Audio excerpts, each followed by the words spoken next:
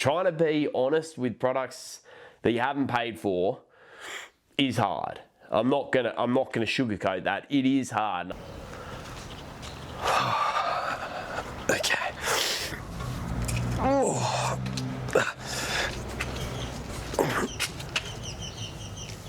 Oh, son of a...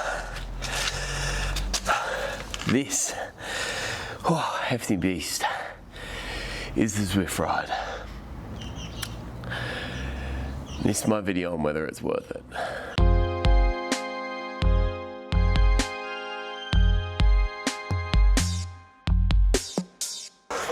Alright, so here we go on the Zwift Ride, and we're going to go through a bit of the use case for this. So there are positives and negatives to the overall bike. The positives, I think, are greater than the negatives. But at the end of the day, what you have to weigh up is not just the number of positives versus negatives, but whether you think that the positives outweigh the negatives, I guess. And there is one negative that is very weighty that we'll get to, and it could potentially be a deal breaker. Now, before we get into any of this, I think it's important to disclose Zwift did send me the Zwift bike. I'm not affiliated with Zwift in any way, but they have sent me this out, and I think when you're doing a review, it's important to be honest about that from the start. So some people at this point may say, bugger this bloke, I'm out. Fair cop, can't blame you. So let's go through the benefits. Well, number one, the system is really quiet. I'm gonna get the microphone and I'm gonna put it down next to the system. Now, part of this comes down to the turbo, but a lot of it comes down to just how whisper quiet this is.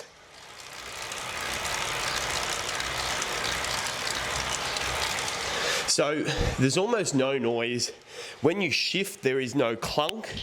There is no noise from your shifting because it uses a Zwift cog to do all the shifting virtually. The next thing is the shifting. You never miss a shift. It's amazing. It is so good, especially if you race on Zwift. Having this system is fantastic. Now, granted, you can buy the Zwift Play. I think it's about 120 bucks, but you can't buy it in Australia. So if you're in Australia, you're out of luck. We'll get to that in a little bit because it's another bit of a frustration. Everything on the bike is customizable using one Allen key. Your bar reach, your seat height, your stack height, all of it just using that one Allen key, which just slots away in the top tube here, which is really, really handy. The bottle cages, because this isn't a bike, you're not riding around, you're not bouncing around, the bottle cages are really open, which means it's really easy to get bottles in and out under stress. You're never dropping bottles, you're never struggling to get to them. They're just fantastic. The interface is where this bike really shines. Being able to control everything at your fingertips is outstanding. I don't like the Zwift app. I don't think it works most of the time. I often have problems trying to get into the chat in races, which means I lose out on a lot of the social aspects. Granted, you can't chat with this, but you can hold Y to skip things. You can hold Z to do a what? Ride on bomb, ride on bomb. A is select, B is to bring up your menu. Everything is available at your fingertips. Shifting is SRAM style. Right shifts up, left shifts down. So if you're used to a SRAM system, that's how the shifting comes default. You can customize all of this in the setup, so buttons do different things. Another thing that's super positive about it is I'm not worried about corroding it. This is going to come into play in a little bit, but I'm not worried about sweating on it. It's easy to clean. There is a cover, so there are no exposed bolts, and that just takes so much peace of mind out. I used to use a bike for Zwift, and honestly, I think I've ruined it. I want to sell it, but the Shimano 105 brake hoods are very corroded. We'll need a big clean out, and likely I'll have to replace the hoods, at which point I don't know how much money I'm going to get for the bike. So the fact that I don't have to worry about this on the Zwift Ride is a huge bonus in regards to the longevity of the product, but also just in regards to not ruining a spare bike. Now, this doesn't necessarily apply to me, but in regards to the customization of everything, and I spoke to a friend who did go and buy one of these, and he said the ability to customize it for his kid who's just getting into riding, everything on here is numbered. You just note down the numbers on this card. It has rider 1 and rider 2, and you just label the numbers for your saddle, bars and reach, and then you just use that one Allen key to make those adjustments. So you can essentially set this up for as many people in your family as there are, and that means you're not fiddling around with someone's bike fit, trying to get it, marking lines on your bike. It's all just on here. So it jumps onto pretty much any smart trainer. It's hard to find an issue with it. Now, some people have asked, hey, what's it like in sprints? This thing weighs 14 kilos. If this is wobbling, everything that you have is wobbling. Other people have asked about stability because it sits on one foot. Your bike sits on a wheel. That wheel's best 30 mils wide. This is way more stable than your bike on a trainer. So, let's go to the negatives. There are some, and look, when I first saw this, I thought, that's a stupid product. No way am I buying that. And I was wrong, but there are some things that I think still hold true. And the elephant in the room here is the price. In Australia, you can't buy this without the trainer. The trainer is a Wahoo Kicker Core. It's a good trainer, but you might already have one, in which case you now have an extra trainer. Sure, you could sell it on Facebook Marketplace, but I reckon Facebook Marketplace is going to become pretty inundated with Wahoo Kicker Cores. So it's a bit of a frustration now. I think that comes down to distribution in Australia. My understanding is Wahoo distributes the Zwift Rides.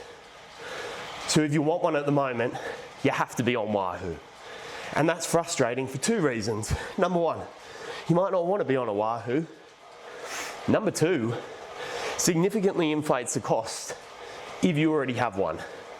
And $2,200 is a lot of money for something that is not a bike. The fact that it's not a bike works in favour when you're not corroding parts. There are no gear cables, there's no internal mechanism in the hoods that is going to corrode, but also you can't ride this outside. You're paying $2,200 for something that is an exercise bike. And a lot of people wouldn't buy an exercise bike. Now, when you compare the cost to other things, the Wahoo, whatever that is, that's $6,000 Australian. So the price comparatively is very competitive. But you can buy a trainer bike, some crappy bike on Facebook Marketplace for 800 bucks. Chuck a Zwift cog on that, and you've got the full range. So that, I think, is where I need to see something shift in order to say this has mass appeal. Are there any other negatives? No. Everything that it comes with is excellent. The hoods, I wish, had some rubber that you could put around them to make them a bit wider. My hands, they sometimes on the longer rides, my hands kind of go to sleep on them just because I feel like they're not for the shape of my hands. It's a one size fits all approach and they're quite skinny. So that at times can be a little uncomfortable. And on the Wahoo bike, you can adjust your saddle, or you can adjust the length of the top tube, I guess. And you can't so much do that. You can extend your reach, but you can't move yourself back unless you move the seat up. Now, that might limit people's bike fit. It might not. I don't know enough about it, but I do know, having a look at the Wahoo, that is something different. Now, heading into the harder part of my intervals, oh goodness. So, I think my heart rate's gonna start spiking here, so excuse me if I start to get a little bit more tired. Now, some people will complain about the fact that you can't adjust your crank length. There is a tool that you can buy, or an addition, an add-on that you can buy that allows you to adjust that. I run 172.5 cranks, and I think that's what this comes with. So I don't have an issue with that. I'm also just not that into it, to be honest, but it would be a frustration with some people, and I can understand why that might be the case. But look, aside from that, there's no glaring negative. There's nothing wrong with it that is going to lead me to say you shouldn't get it. I think it's a fantastic product, and I think it would be a welcome addition to anyone who rides Zwift. I almost exclusively, with my kids, I pretty much only ride Zwift now. I might get out once a week if I'm lucky. So to have something that is exclusively indoors makes a lot of sense. So you might notice I'm not on the bike anymore, and that's because at this point in the interview, I was going to list some negatives. Now, the main negative that I was going to list, or rather that I did list, this review was published. I've had to take it down off YouTube because I stated the main issue with this is the price. Bundled with the kicker core, it's $2,200, and I said that if you already have a trainer, or if you're just an average punter, 2,200 Australian dollars is just too much. But I'm not going to tell you that you need to go out and buy this, because I just don't know whether for the average punter it's $2,200 worth of value, especially if you already have a trainer. And my information said that you couldn't get the Zwift Ride without the Wahoo kicker in Australia. My information was wrong. It was actually more technically outdated. I scripted this a little while ago, but you can now. And a mate messaged me to tell me that. So I felt like I had to take the video down. I had to redo this because this is a go. At 1,400 Australian dollars, this is the product that you need. If you are getting a new bike, don't go to Facebook Marketplace. Go get a Zwift Ride. Everything about this, this is, as far as products that I've been sent, this is the only product that I am in no way disappointed in. I've been sent bikes, I've been sent headphones, I've been sent kit. The Zwift Ride knocks everything out of the park. It's been given a task to do, and it does it. Don't go and buy a bike. There is no deterioration of components. There is no gear shift misses. There's no stuff to deteriorate like gear cables. There's no damage to a carbon fiber frame. You can customize it. Like, it just is fit for purpose. If you need a new trainer bike, or hell, if you want to stop damaging your current trainer bike, get this. It's tax time, or maybe just past, but if you've got a little bit saved up still, go and get it now. $1,400. The only thing I wish that they did now is I wish they bundled in like a year's subscription to Zwift with it. That'd be a hell of a deal. But aside from that, this is a no-brainer. Yeah. So yeah, anyway, I've completely changed the review because initially this is what I was going to say about the Zwift Ride. Now what I'm saying is this is now one for the punters. 1,400 Australian dollars it's a good deal. This is a good product. And yeah, I reckon you should put one in your lounge room or your study or wherever it is you do your Zwift rides. I don't think you'd regret it. Anyway, with all of that, that's the review done. Cheers, Zwift. Good stuff. And yeah, on to Simpatico. I'm doing Wagga Wagga Gears and Beers with the Simpatico N1. She's coming up, and also a review of a Brompton. Yeah, a Brompton P. Been riding it around for a while, and I'm going to give you some of my thoughts. So yeah, get subscribed, give it a like, let me know what you think. Sorry about all the heavy breathing in the on the trainer. I don't know, people do outdoor bike ride reviews on the bike, or outdoor bike reviews on the bike, just bike reviews. So I thought, you know, virtual, get on the bike, do it. But honestly, I'm looking back, I don't know, questioning my thoughts, but me sitting here isn't that interesting. So anyway, candy here. Cheers.